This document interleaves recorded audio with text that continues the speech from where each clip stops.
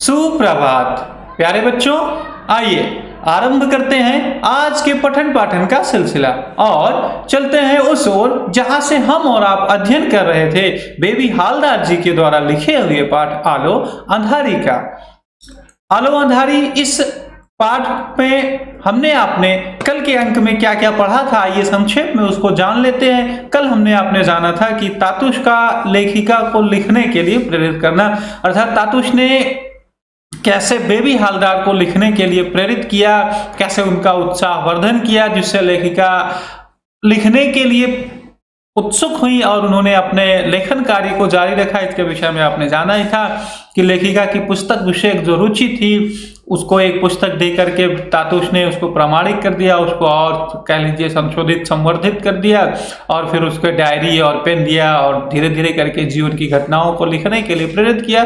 तो इस प्रकार से लेखिका धीरे धीरे लिखते लिखते बताती हैं कि उनकी आदत में वो तथ्य जो है शामिल हो गया और इस प्रकार से तातुश का बड़ा योगदान रहा, लेखिका कहती है, उनके लिखने के यानी लेखन के क्षेत्र में आगे आने के लिए। लेखिका आगे बताती है जिसको हमने आपने जाना था कि एकाकी जीवन व नए घर की परेशानियां। चूंकि आप जानते ही हैं कि लेखिका परित्यक्त जीवन व्यतीत कर रही थी, यानी पति ने उसको लेखिका को छोड़ दिया था, तो वो अब खुद और अपने 2 बच्चों के साथ रहती थी। तो लेखिका कहती है कि पुरुष विहीन एक महिला का समाज में रहना लोगों को कैसे अखरता था और कैसे नई नई समस्याएं उत्पन्न होती थी, इसका बखूबी वर्णन हमने आपने कल के अंक में जाना था।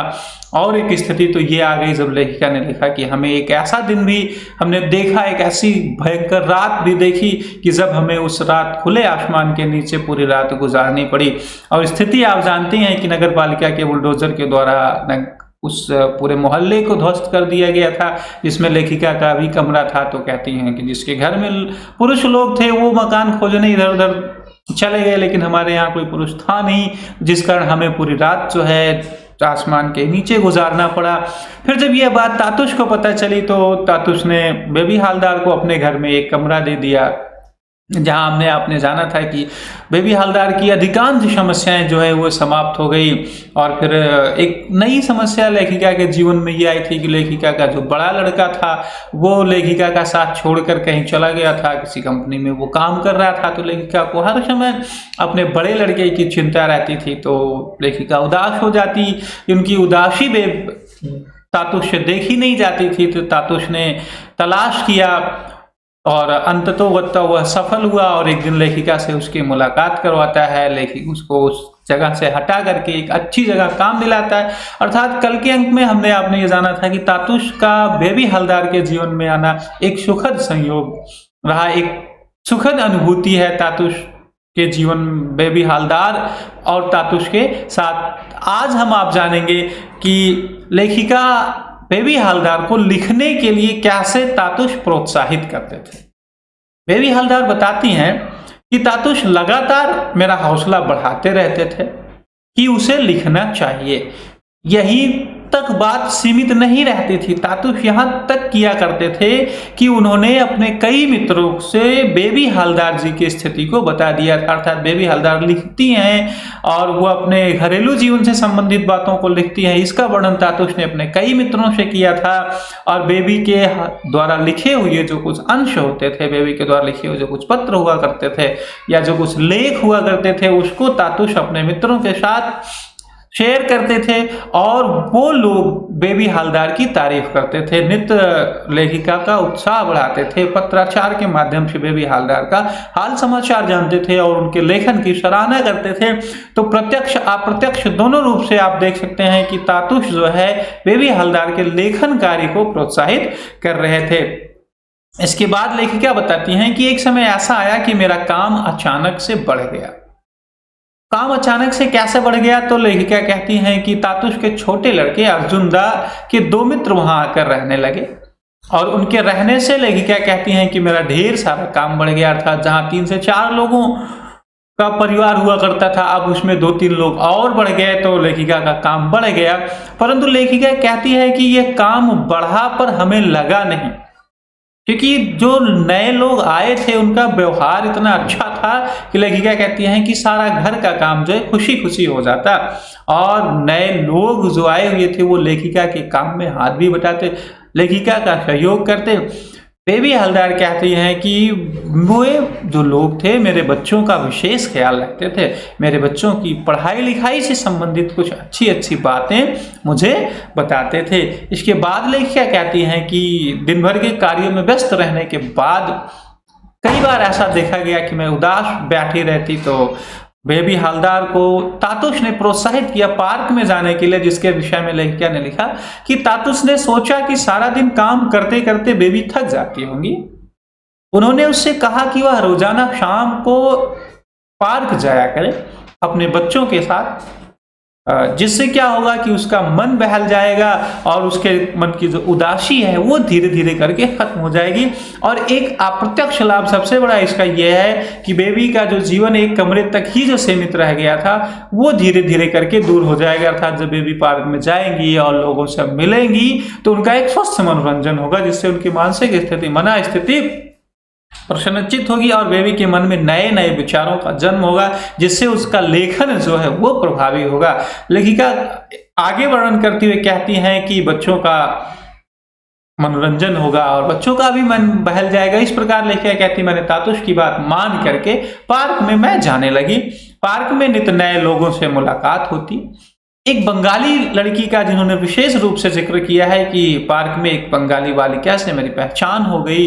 कुछ दिन उसके साथ शाम को मिलती, बैठती, बातचीत करती, परंतु एक दिन ऐसा आया कि वो बंगाली जो लड़की थी वो कहीं चली गई और उस लड़की के चले जाने के बाद लेखिका कहती हैं कि स्थिति कुछ ऐसी हुई कि कुछ अपरिचित लोग जो वहां पार्क में जाते वो लेखिका के साथ दुर्व्यवहार करने लगे और कुछ और शरारत करने का प्रयास करते थे, जिससे लेखिका ने पार्क में जाना बंद कर दिया। तो इस प्रकार से आपने देखा कि लेखिका को कैसे तातुश ने प्रेरित किया पार्क में जाने के लिए, परंतु वहां की स्थिति जो थी वह स्थिति ऐसी रही कि लेखिका ने स्वतः पार्क में जाना बंद कर दिया। कहीं न कहीं यहां भी लेखिका इस स्थिति का वर्णन करना चाहती हैं कि पुरुष विहीन महिला को इस स्थल पर भी इस प्रकार की समस्याओं का सामना करना पड़ सकता है। लेखिका आगे बताते हुए कहती है कि मेरे लेखन कला की जो सराहना है वो किन किन लोगों ने की और कैसे की, किन लोगों के सहयोग से मैं आज इस ढंग से लिखने लगी। तो लेखिका कहती है कि मुझे किताब पढ़ने, अखबार पढ़ने और लेखन कार्य में आनंद आने लगा। जैसा कि कल के अंक में हमने आपको बताया था कि कोई भी आदत एक दिन में नहीं बनती, धीरे धीरे यदि आप प्रयत्न करेंगे तो एक दिन वो आपकी आदत में शुमार हो जाएगा और जिस दिन आपको लत लग गई उस कार्य को करने की तो आपको उस कार्य को करने में आनंद मिलने लगेगा। वही स्थिति लेखिका की भी है। कहती है अखबार पढ़ने, किताब पढ़ने और लिखने में मुझे आनंद मिलने लगा। वह निरंतर लेखन कार्य करती रहती। तातुश के जोर देने पर उसने उत्साह के साथ अपने जीवन की घटनाओं को कागज पर उतारना आरंभ कर दिया। घर की व्यस्त दिनचर्या के बीच लेखिका ने अपना लेखन कार्य जारी रखा। अब बात यहां तक पहुंच गई कि तातुश के जो मित्र थे यानी कोलकाता शहर या आप कह लीजिए बाहर के अर्थात दिल्ली से भी, वो भी लगातार लेखिका को पत्र के माध्यम से लेखिका का उत्साह बढ़ाते रहते।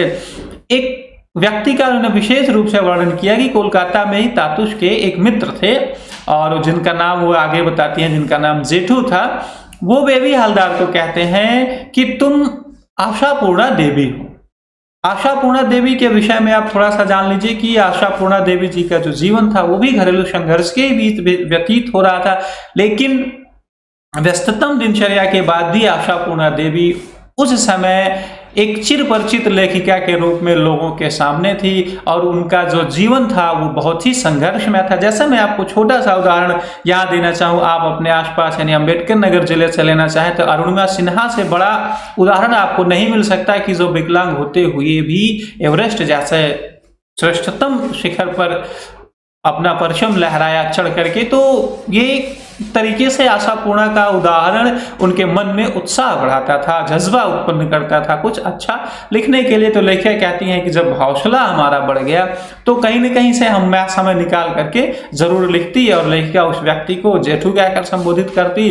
कहती है कोलकाता से ही एक शर्मिला नाम की अध्यापिका थी, वो भी लेखिका का उत्साह बढ़ाती थी, कह रही थी बार बार पत्राचार के माध्यम से शर्मिला और लेखिका का जब भी संवाद होता तो वो लेखिका का उत्साह बढ़ाती, लेखिका से घर समाचार, घर का हालचाल पूछती, उनके खाने बनाने की कला के बारे में जानती। अर्थात कुल मिला के ये लेखिका जानने का, शर्मिला जी लेखिका से यह जानने का प्रयास करती कि लेखिका की जो लेखन कला है वो कितना विधिवत ढंग से चल रही है। इसके बाद लेखिका कहती है एक दिन हमारे साथ ऐसा घटा कि अचानक हमारे बाबा जी से हमारी मुलाकात हुई, जिसका वर्णन करते हुए कहती हैं एक दिन अचानक लेखिका के बाबा उनसे मिलने आ पहुंचे।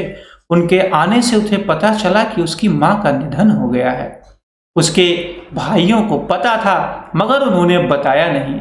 लेखिका काफी देर तक अपनी मां को याद करके रोती रही। यहाँ से थोड़ा सा जिस पर लेखिका जोर देना चाहती हैं वो ये है कि जो, जैसा मैंने आपको पिछले अंक में ही बताया था कि जो अपनापन है, जो अपनत्व है, जो आत्मीयता है वो खून के रिश्ते में होती है, ये बात हकीकत है। लेकिन कई बार ऐसा समाज में उदाहरण देखने को मिला है कि जब अपने लोग केवल नाम के अपने होते हैं और पराये अपनों से ज्यादा सहयोग कर जाते हैं। इसका जीता जागता उदाहरण बेबी हालदार जी इस तथ्य के माध्यम से या इस उदाहरण के माध्यम से स्पष्ट करना चाहती हैं। लेखिका कहती है मैं माँ को याद करके काफी देर तक रोती रही। बाबा ने उनको उनके बच्चों से भेंट की और बच्चों को समझाया कि वे अपनी माँ का ख्याल रखेंगे। माँ के विषय में याद करके लेखिका की आगे की स्थिति क्या होगी, माँ जीवन में कितनी महत्वपूर्ण होती है और लेखिका और तातुश के बीच का जो अगला संवाद है वो कैसा होगा, इसको जानेंगे हम और आप अगले अंक में। आज के अंक में हमने आपने क्या सीखा, इसको परखने के लिए हल कर लेते हैं आज का कार्यप्रपत्र। आज के कार्यप्रपत्र का हमारा पहला प्रश्न है लेखिका बाहर किसी से अधिक बात क्यों नहीं करती थी। दूसरा प्रश्न है पार्क में मिली बंगाली लड़की के चले जाने से लेखिका क्यों उदास हो गई। तीसरा प्रश्न है आज का लेखिका के बाबा ने चलते समय क्या कहा। चौथा और अंतिम प्रश्न है कोलकाता से आए पत्र को पढ़कर लेखिका हैरान क्यों हो गई। प्यारे बच्चों आज के अंक में बस इतना ही। धन्यवाद और आपका दिन मंगलमय हो।